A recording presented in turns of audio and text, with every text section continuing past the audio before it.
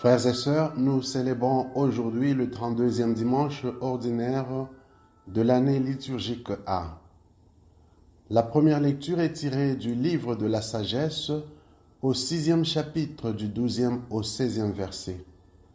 La deuxième lecture provient de la première lettre de Saint Paul, apôtre aux Thessaloniciens, au 4e chapitre du 13e au 18e verset.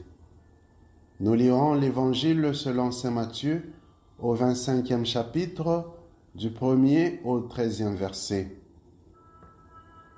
Ces lectures nous invitent à veiller dans l'attente de l'avènement du Fils de l'homme. Saint Paul, dans la deuxième lecture, aborde des questions existentielles que nous nous posons souvent au sujet de la vie après la mort. C'est souvent dans la tristesse que ceux qui ne croient pas abordent ces questions et ces réalités. En revanche, pour l'apôtre Paul, nous devons aborder ces questions dans la foi et l'espérance. En effet, Paul affirme avec conviction qu'à la suite de Jésus mort et ressuscité, ceux qui se sont endormis seront emportés par Jésus, au nom de Dieu. Quant au jour de la venue du Seigneur, Paul, se considérant parmi les vivants au jour du retour du Seigneur, affirme encore: « Nous les vivants, nous qui sommes encore là, nous serons emportés sur les nuées du ciel, en même temps qu'eux, à la rencontre du Seigneur. Ainsi, nous serons pour toujours avec le Seigneur. »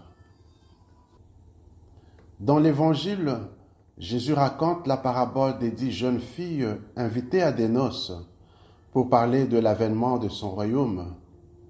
5 parmi elles étaient sages, prévoyantes et intelligentes, car elles avaient de l'huile dans leurs lampes, alors que les 5 autres n'en avaient pas. Ces dernières sont traitées d'insensées, insouciantes et folles. Comme l'époux tardait à venir, toutes se sont assoupies. Mais à l'arrivée de l'époux, seules les prévenantes sont allées à sa rencontre, alors que les insensées sont arrivées en retard, puisqu'elles devaient d'abord se procurer de l'huile.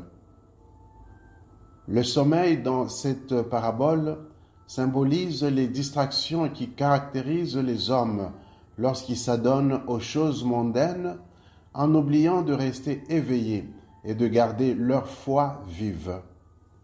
En effet, il nous arrive facilement de trop nous adonner aux choses de ce monde, comme si nous ne mourrons jamais. L'auteur des Cantiques dit « Je dors, mais mon cœur veille ». Cantique chapitre 5, verset 2. Tel est l'appel qui nous est adressé aujourd'hui et que nous devons prendre au sérieux. Le retard de l'arrivée de l'époux symbolise le temps que le Seigneur nous donne pendant que nous sommes encore sur terre. Nous ne devons pas le banaliser et nous comporter comme si nous étions des maîtres absolus du monde et du temps. La première lecture de ce jour fait l'éloge de la sagesse et lui octroie beaucoup de qualités. La sagesse est un don de Dieu. Les 5 filles de l'Évangile en sont dotées, ainsi que saint Paul, qui a montré comment rester vigilant dans l'attente du jour de Dieu. Ailleurs, l'Évangile nous offre beaucoup d'exemples de personnes qui, se croyant réussir dans la vie, ont pourtant fait preuve d'un manque de sagesse. Pensons à l'homme qui avait amassé des richesses, croyant qu'il en avait encore pour de nombreuses années, alors que le soir même, le Seigneur lui réclamait sa vie. Luc chapitre 12, versets 16 à 21.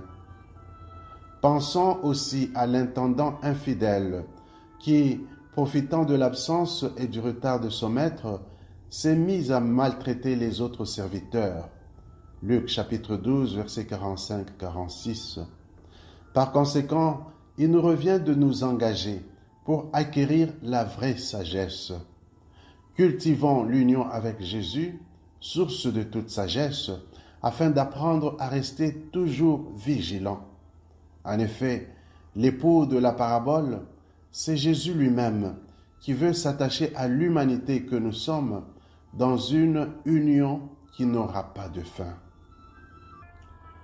À la lumière de ces lectures, prions avec le psalmiste et disons au Seigneur, enseigne-nous à bien compter nos jours afin que nous appliquions notre cœur à la sagesse.